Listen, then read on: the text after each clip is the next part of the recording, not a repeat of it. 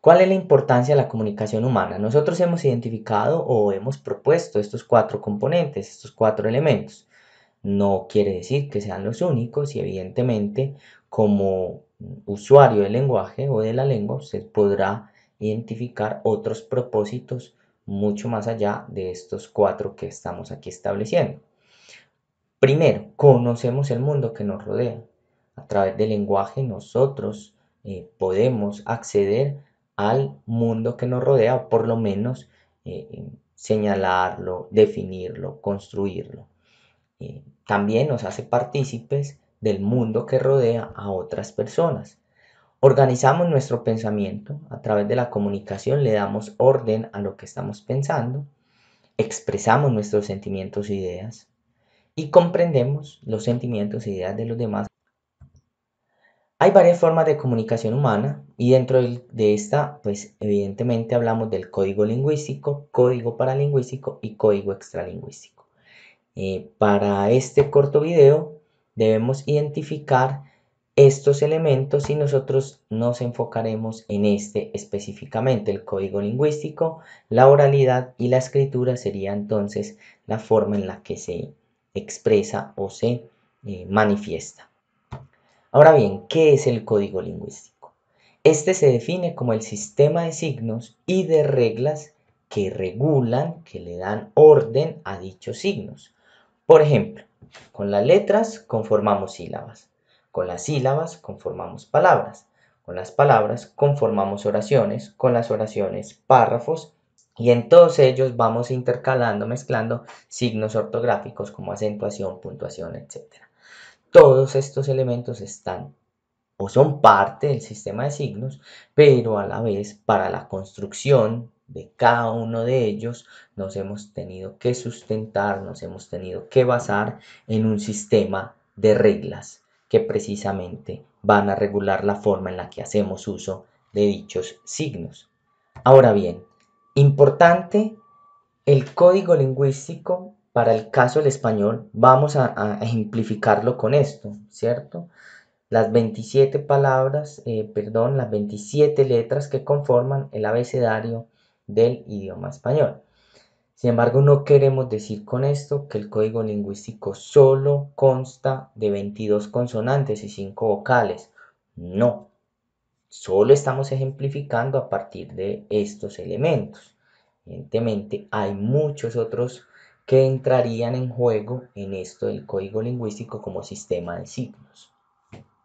Lo que hacemos con las letras ya lo habíamos identificado previamente, lo habíamos mencionado, pues entonces vamos seleccionando como hablantes de la lengua, del código lingüístico, vamos señalando aquellos componentes que necesitamos para conformar un elemento concreto. Una vez tenemos seleccionado aquellos componentes que requerimos, conformamos las sílabas. Evidentemente aquí vemos que hay un error, ¿cierto? Y es porque no estamos cumpliendo con las reglas que tiene el sistema. De ahí que no solo baste con conocer los signos, sino que también tenemos que conocer las reglas que regulan precisamente, y valga la redundancia, el uso de dichos signos. Aquí tenemos hacia el final una división silábica que no es correcta. Esta sería la forma apropiada. Una vez tenemos entonces las sílabas conformadas, de acuerdo con las reglas que se tienen dispuestas para este tipo de casos, pues conformamos las palabras. Y con las palabras podemos conformar oraciones, párrafos y textos. Ahora bien, habíamos mencionado que en el código lingüístico no solo era una situación desde lo escrito, la dualidad precisamente hace parte de esos dos componentes en los que se manifiesta el código lingüístico como tal. Uno, claramente la escritura, desde donde hemos partido para ejemplificar el caso que nos atañe. También tenemos, en este caso, la forma fonética o la forma oral. Ahora bien, el aspecto del idioma español nos representa, por así decirlo, unas ciertas ventajas. Y es que cada uno de los componentes de ese abecedario, 27 letras, tiene su correspondencia fonética, es decir, 27 formas en las que debemos ordenar organizar nuestro aparato fónico para producir el sonido que requiere cada uno de sus componentes. Miren el ejemplo, la línea de arriba tenemos 11 elementos del sistema de signos, ¿sí? La E, la R, la G, la O, la V, I, R, T, U, A, L. En este caso, para poder generar el sonido de esos signos, necesitaré precisamente 11 elementos fonéticos, como los vemos allí en la línea de abajo. Ejemplo mucho más práctico. Partamos de las vocales. Miremos A, E, I, O, U. Como podemos ver en la imagen, cada una de esas vocales necesita que nosotros articulemos de manera diferente nuestro aparato fónico, es decir, la boca, y que precisamente también tengamos en cuenta la forma en la que sale el sonido o el aire y la vibración de las cuerdas vocales. En el recuadro que vemos abajo tenemos la palabra pato. Para poder pronunciar la palabra pato no necesitamos de un solo elemento fonético, necesitamos 4 elementos fonéticos. Cuando la vamos a escribir, precisamente también necesitamos 4 signos escritos. Eso es a lo que nos referimos con la dualidad del signo lingüístico, desde los signos escritos y desde los signos fonéticos u orales. En el código lingüístico se presenta de todas maneras una variante, una serie de variantes que vamos a definir desde dialecto, jerga y argot. Y es que en la oralidad hay varias formas en las que se puede representar o se puede ver representado eso que nosotros estamos produciendo. La palabra dialecto, jerga y argot, entre otras más, con las que designamos una parte de la lengua general, se usan por ahí no al tenor de su verdadero significado, sino al que el sentido común da a estos, creando confusión, claro está, porque ellos se refieren al sistema de signos que empleamos en los actos de habla, es decir, a los fonéticos. Dialecto. El dialecto se define desde la lingüística, valga la redundancia, como un sistema lingüístico derivado de otro, normalmente con una concreta limitación geográfica, pero sin diferenciación suficiente frente a otros de origen común. En este caso, para ejemplificarlo, podríamos decir, el idioma español es el tronco común y, dadas unas limitaciones geográficas, podemos observar que hay unas diferencias en la forma de producción o en la forma de generación de palabras, de conceptos, de formas orales, de unos usos que se hacen de estos signos lingüísticos que se diferencian. No necesariamente tiene que haber una marcada diferencia, pero el caso colombiano, por ejemplo, representa 5 o más variantes lingüísticas desde lo geográfico, derivadas precisamente de ese tronco común. Miremos un ejemplo de dialecto. Este texto salió, o esta imagen salió en el Heraldo de Barranquilla, y podemos ver que hay una variación de elementos lingüísticos y hay un sistema, digámoslo así, una forma alterna de regular el uso de esos signos. Esto está claramente mediatizado por la oralidad. Aquí hay una serie de diferencias que se caracterizan precisamente por ser propias de una región. En este caso también podríamos hablar del dialecto paisa, del dialecto santandereano, del dialecto argentino. La jerga es un tipo de lenguaje especial y familiar que usan entre sí los individuos de ciertas profesiones y oficios como toreros, estudiantes, etc.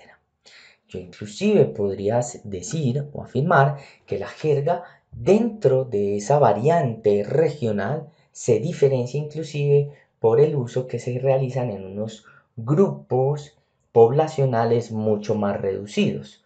En este caso, por ejemplo, podemos hablar de las jergas utilizadas por las pandillas.